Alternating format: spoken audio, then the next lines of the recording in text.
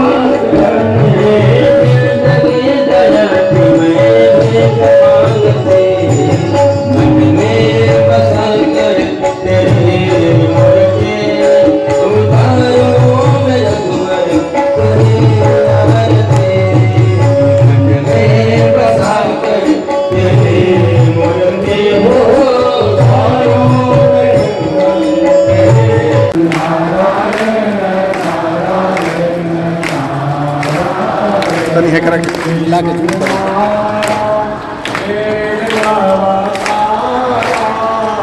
Record होता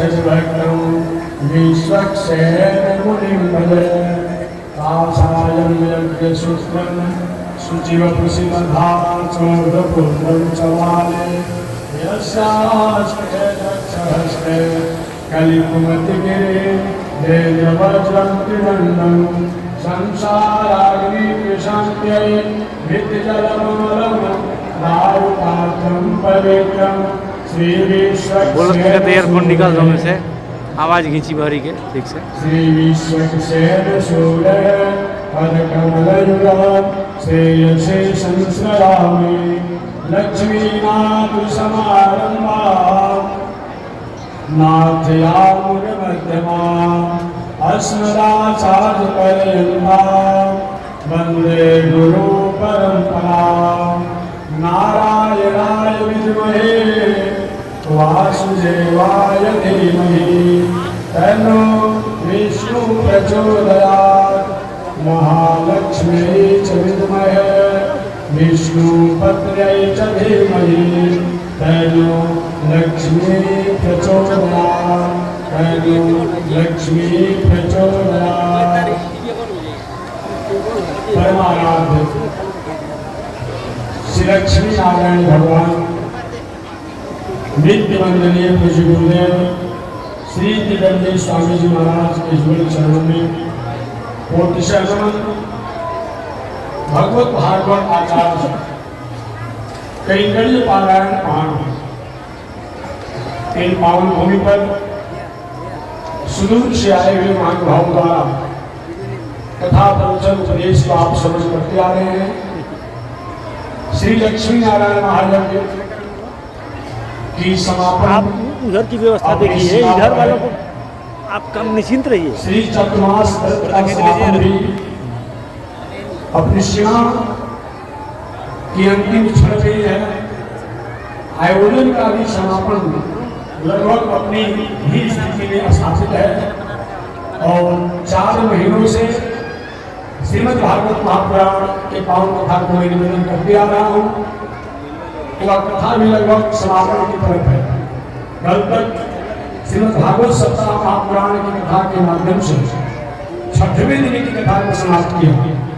आज से श्रीमद् भागवत महापुराण के 7वें दिवस 7वें दिन कौन कौन सी कथा होनी चाहिए शास्त्र से, इन 5 प्रसंगों को श्री व्यास जी महाराज ने रचना किया। विवेक की कमी रही, ये बात नहीं कहा जाएगा कि क्या बुद्धिमान बालिका में नहीं लोग थे। वह बुद्धि जिस बुद्धि के द्वारा हम अपने स्वरूप को पहचान करें, सही माने में वही बुद्धि है, वही विवेक है। और जिस बुद्धि के होने पर भी हम अपने स्वरूप को पहचान न कर पाए, वह बुद्धि होते हुए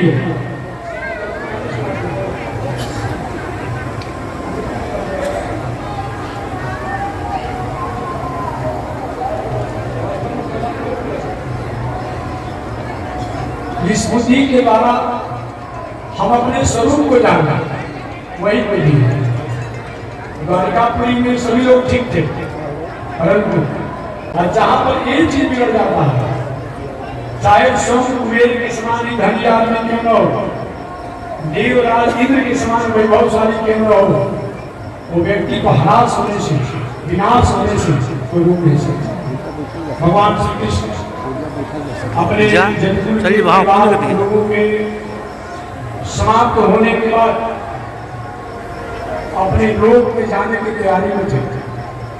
उसमें गुरु जी महाराज प्रभात क्षेत्र में आए, भगवान श्री कृष्ण से प्रार्थना किया।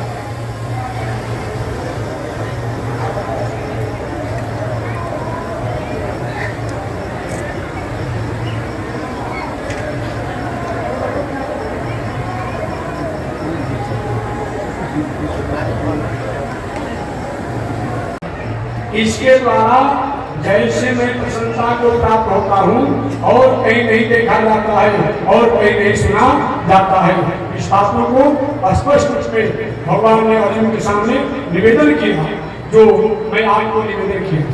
आगे उन्होंने ने पूछा, प्रभु स्त्री का धर्म क्या है, पुरुष का धर्म क्या है, ब्राह्मण क्षत्रिय वैश्य दास का धर्म क्या है, सन्यासी ब्रह्मचारी वापस गृहस्थ का धर्म क्या है, भगवान ने सबके बारे में बताया। भगवान का स्त्री का धर्म है कि अपने परिवार की मर्यादा में रहते हुए, जब तक विवाह नहीं हुआ है, चाचा भाई बाबा पिता की मर्यादा गरिमा को ख्याल रखते हुए और अपने जीवन को जीना। विवाह होने के बाद पति की मर्यादा को पालन करते हुए अपने जीवन को जीना।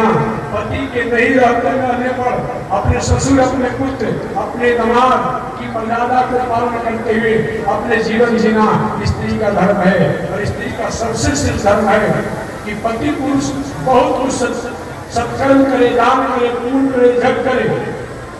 और माताएं ऐसे पुरुषों की कार्यों में, कर्मों में अगर सहयोग कर देती है तो उसका सबसे जग करने का जो फल है वो प्राप्त हो जाता है। इस प्रकार बताया गया है। दूसरा पुरुष का धर्म क्या है, खेती व्यापार नौकरी अध्ययन अध्यापन करे, लेकिन नीति से युक्त, न्याय से युक्त, मर्यादा से युक्त अपने जीवन को जिए तो मनुष्य का हर कर्म जो है वह साधना, आराधना और पूजा हो। अगले शब्दों में ब्राह्मण का धर्म है यज्ञ करना, यज्ञ कराना, दान लेना, दान देना, अध्ययन करना और अध्ययन करना। लेकिन याद रखना, इसके अलावा अगर इस दृष्टि से ब्राह्मण का काम नहीं चलता हो तो जो क्षत्रिय का काम है वो भी काम कर सकता है। शासन आज कहीं समाज की सेवा करे, इससे भी नहीं काम चलता हो तो बताया गया है वैश्य व्यापार करके, खेती करके, नौकरी करके भी काम चलाया जा सकता है। और अंत में काम नहीं चल रहा हो तो विषम परिस्थिति में, अंतिम परिस्थिति में आस्था को भी स्वीकार किया जा सकता है। ये अंतिम है। अरे भाई आप स्वस्थ है, ये महाराज कितना घेर तो स्वास्थ्य लाभ है तो बताइए, लीवर, किडनी, हार्ट में कोई दोष हो तब तो रूखी रोटी खाते हैं तो बात समझ में आती है। लेकिन अगर रोग नहीं हो और रूखी रोटी खाते हैं कमजोर हो जाएंगे थोड़ी। इसीलिए उसमें तो शरीर की मर्यादा के अनुसार ही भोजन करना चाहिए।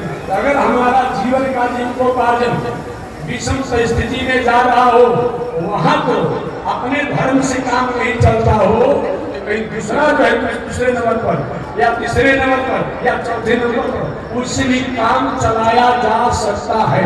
कोई जरूरी नहीं है, काम चलाया जा सकता है। का धर्म है। दूसरा क्षत्रिय का धर्म क्या है? आज तो भाई कोई आया नहीं गया,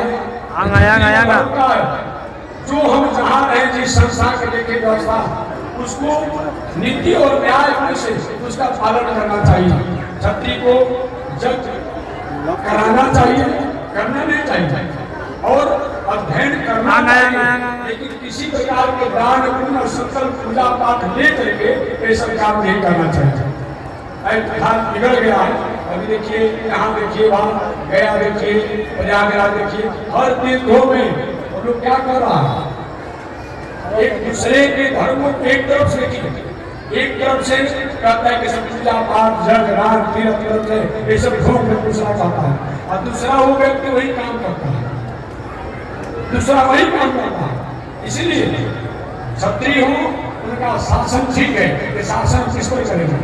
और तो राज रह नहीं गया है तो शासन का मतलब अपने इंद्रियों को संयम रखना, खेती व्यापार नौकरी अध्ययन अध्यापन में नीति और मर्यादा से जीवन जीना एक क्षत्रिय का है। समय से दान पुण्य भी करते रहे, समय से विद्वानों को बुला कर जग कराते रहे, समय से अध्ययन अध्यापन भी करते रहे, एक पता है। अगर इससे कम नहीं चलता हो तो व्यापार करके भी काम चलाया जा सकता है। एक निक महोदय जी कथा सुना रहे थे, सुन रहे थे, उन्होंने जो कथा सुनाया और एक ब्राह्मण को पूजा करके काम चलाने के लिए, और हर जात का पुरोहित बन गया है, ब्राह्मण पूजा किसे कराएगा बताइए, भूखे मरेगा। हर जात में एक तरफ से जात पात नहीं मानते, बात समझिएगा, जात पात नहीं मानते से बहुत बार नफरत है, कितने है। और दूसरी तो क्या करता है, अपने अपने जात का गुरु पुरोहित बना रहा है। पहले के जमाना में विवाह शादी अपने जात में होता था, और गुरु पुरोहित जो शास्त्र मर्यादा से जिनको आज्ञा था वो करने को, लेकिन आज क्या हो रहा है, उल्टा हो रहा है। गुरु पुरोहित संत महात्मा के रूप में अपने जाति के अभिवाह करेंगे अंदर जाति दोनों बदल गए, दोनों बदल गए अपने आप में।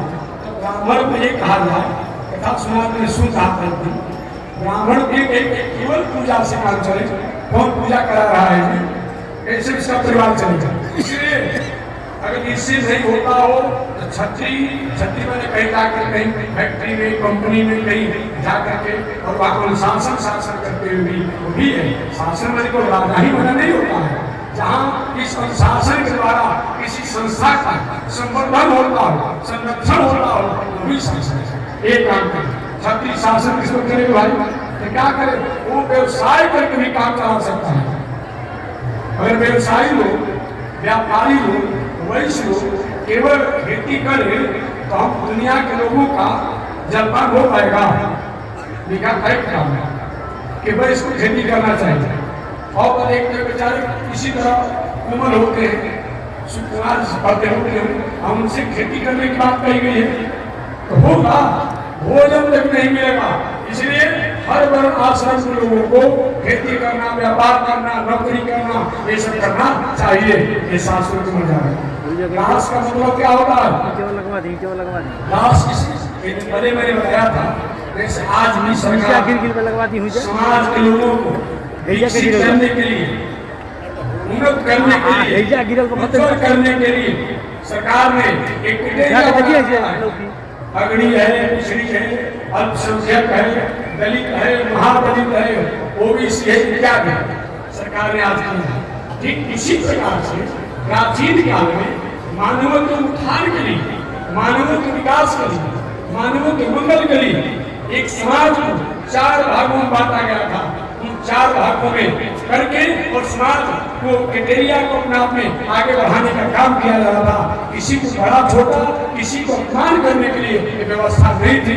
इस आज भी जो सरकार की व्यवस्था है कि किसी को अपमान करना नहीं है, उसको उत्थान करने के लिए, विकास करने के लिए। जब आज की सरकार की नीतियों का आप आदर करते हैं तो पहले की कई नीतियों द्वारा जो नीति के अनुसार बनाया गया, इस पर आपका किसी प्रकार का टीका टिप्पणी का क्या अधिकार बनता है, अर्थात कोई टीका टिप्पणी का कोई औचित्य नहीं होना चाहिए।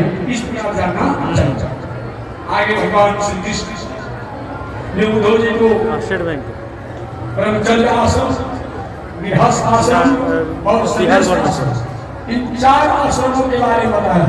हमारा के विनोद फोन करे रहा कहा चलो कि ग्रामीण बैंक के होके के चाहिए, हम हमारे शरीर में पढ़ले मैं कहां से ज्ञान संस्कार प्राप्त करके जीवन जीए। अगर ज्ञान पैदा हो दिन और विनोद मैंने फोन किया नहीं भी आ करेंगे, नहीं भी आ करेंगे, अच्छी बात है, समाज की सेवा कीजिए। अगर कहीं 25 वर्षों के बाद विवाह करना हो तो विवाह करके अपना कुल, अपना गोत्र, अपना खानदान और अपना नारी को बना करके ही विवाह करना चाहिए। अपना कुल, अपना गोत्र, अपना खानदान और नारी एक न हो, ऐसा कुछ को बना करके ही। कुछ लोग कहते हैं महाराज जी गोत्र एक हो लेकिन देवता अलग हो तो क्या करना चाहिए कि नहीं, वो कोई कुछ देता है नहीं होना चाहिए। व्यवहारिक में जाना 4 भाई हैं, 4 भाई हैं एक ही पिता के, 4 भाई हैं एक ही पिता के। एक भाई है शंकर जी को मानता है, एक भाई जो काली जी को मानता है, एक भाई जो हनुमान जी को मानता है, और एक भाई जो गणेश जी को मानता है। लेकिन चारों तरीके का आपको बेटा है, एक ही भूमिका है। तो देवता अंतर होने से ये नहीं हो जाएगा। पास में गोत्र होता है, उस महाभाव का कह दिया जाता है। अरे कभी किसी विकल्प की व्यवस्था जो होती है वो विकल्प के लिए होती है, लेकिन नियम नहीं होता है, धर्म नहीं होता है, वो किसी व्यक्ति के साथ लागू होता है, सबके साथ लागू नहीं होता है। अपना कुल, अपना गोत्र, अपना खानदान, अपना परिवार और नारी को बना करके ही एक नारी में नहीं, ये शादी विवाह करते हुए और संतान को जन्म देना, संतान को जन्म देकर के संस्कारी बनाना एक गृहस्थ का धर्म है। वानप्रस्थी का धर्म क्या है कि पहले विवाह शादी हुआ और विवाह शादी होने के बाद 1-2 बार बच्चे होने के बाद अब पत्नी के साथ केवल धर्म पूजा पाठ के कामों में ही उनके लिए जीवन होना, एक है वानप्रस्थ आश्रम है। पूजा पाठ यज्ञ दान तीर्थ व्रत एक बड़े तरह से सन्यासी ही जीवन और संजीवी जीवन ही हो जाता है। एक बार प्रस्ती का नियम होता है। सन्यासी का नियम क्या होता है? चाहे अपनी ही पत्नी क्यों न हो, अपना ही लोग क्यों न हो, लेकिन अगर आपने सन्यास ले लिया तो सन्यास लेने के बाद अपनी पत्नी को त्यागना ही है और दूसरे नारी को, हालांकि सन्यास में बताया गया है कि काष्ठ की भी, लकड़ी और कागज की भी कोई नारी स्त्री हो उसको भी आप स्पर्श मत कीजिए, यहाँ और व्यवहारिक नारियों की बात छोड़ दीजिए। आज क्या हो रहा है इसमें तो नहीं है, लेकिन बताया गया सन्यास ने काष्ठ के भी, पाषाण के भी, कागज के भी, फोटो के भी हो, नारी नीति उसे संयम, इसका अपमान करना नहीं है। ये भी मैं बताऊं, एक बार मैं स्वामी जी के साथ थे, पूज गुरुदेव श्री त्रिदंडी स्वामी जी महाराज के साथ में पंचायत में था। हम लोग नवी नगर में थे औरंगाबाद से, एक लेटेस्ट पढ़ी लिखी बालिका थी, बेबी समय उम्र में कभी था, बड़े घर की अपने आप में बेटी थी। तो भाई कोई किसी मालिक के सामने रहता है तो उसे कर्मचारी तो काम करते हैं, तो हम लोग स्वामी जी की सब बात सुनते थे, हम लोग कर्मचारी थे। तो उसने कहा कर्मचारी आपसे बात करना है, और स्वामी जी को पूछ गया कि स्वामी जी को बात नहीं करना, जो भाई लोग स्वामी तो बात नहीं करते। तो उसने कहा कि आपके स्वामी जी गुरु जी जो स्वामी स्त्रियों से नफरत करते हैं, उसका प्रश्न नफरत किस बात का? स्त्रियों को नजदीक नहीं आने देते हैं, उनसे बात नहीं करते हैं। मैंने कहा क्या अपनी मर्यादा में, अपने धर्म में रहना क्या नफरत है? बता क्या ये प्रकाश दे रहा है भेपर तमीज की मर्यादा है? ये माइक आवाज दे रहा है तमीज की मर्यादा है? ये पंखा चल रहा है तमीज की मर्यादा है? यही प्रकाश देना, आवाज देना और हवा देना बंद करेगा, इसका हटा दिया जाए। क्या जिसका जो धर्म मर्यादा हो उस मर्यादा का पालन करना ये नफरत है? नफरत नहीं है, ये मर्यादा है, ये आदर है। तो सन्यासी का ऐसी दिनचर्या है, इसीलिए हमारे स्वामी जी इस दिनचर्या को पूरा करते हैं। अच्छा ये बात है, इसीलिए मैं निवेदन कर रहा था कि अपनी भी पत्नी हो, लेकिन अगर आपने संन्यास ले लिया तो उस पत्नी के प्रति माता के जैसा व्यवहार होना, आदर व्यवहार होना, और बाकी दुनिया की नारियों के प्रति आदर की भावना करके प्रणाम कर ले। एक और भी नहीं, हालांकि हमारे सन्यास धर्म नहीं है, लेकिन व्यवहारिक गृहस्थ धर्म है कि अगर स्त्री कहीं आपसे, आपकी उम्र की, आपसे उम्र में छोटी हो, क्या हो उम्र में छोटी हो, बेटी जैसा व्यवहार करें। अगर आप उम्र के बराबर हो, बहन जैसा व्यवहार करें, और आपसे उम्र में बड़ी हो तो माता जैसा व्यवहार करें। लेकिन हमारे यहाँ धर्मशास्त्रों में चाहे वह छोटी हो, बराबर उम्र की हो या बड़ी हो, सबके साथ माता का ही व्यवहार होना चाहिए। कि इस व्यवहार में हमें भटकने की संभावना नहीं होती है, याद रखिए। और व्यवहारों में कहीं भटकने की संभावना होती है, लेकिन माता का व्यवहार जो होता है वहाँ आप देखेंगे कि भटकने की संभावना नहीं होती है। इसलिए कितना भी बेटा चंचल स्वभाव का हो, लेकिन चाहे जवान ही क्यों हो गया हो, अपनी माता के आंचल में बैठता है, कभी भी उसकी चंचलता नहीं रहती, मन में पवित्र भावना होती है। इसलिए सबसे श्रेष्ठ कोई संबंध है नारियों के साथ तो मानव मात्र को, अपनी पत्नी तो पत्नी है नहीं, माता के समान आदर करते हुए किया जाता है। तो हमारे जीवन में और दिल दिमाग में एक भटकाव और चंचलता की जो वासनाएं होती है वह संयम होता है। ये विचार करते हुए सन्यासी को, दुनिया की सभी नारियों को, माताओं को आदर देते हुए और माता की भावना करना चाहिए। ये सबका धर्म बताया गया है। आज इसी के साथ मैं अपने वाणी को निवेदन करते हुए विश्राम दे रहा हूँ, और शेष भागवत का जितना कथा होगा, जितने सप्तम दिवस की कथा होगी पूरी भागवत की सारांश रूप में कल मैं निवेदन करके और कथा का प्राप्ति कर दूंगा। तो कल हमारा समय लगभग 6 बजे से 7 बजे ही रहेगा।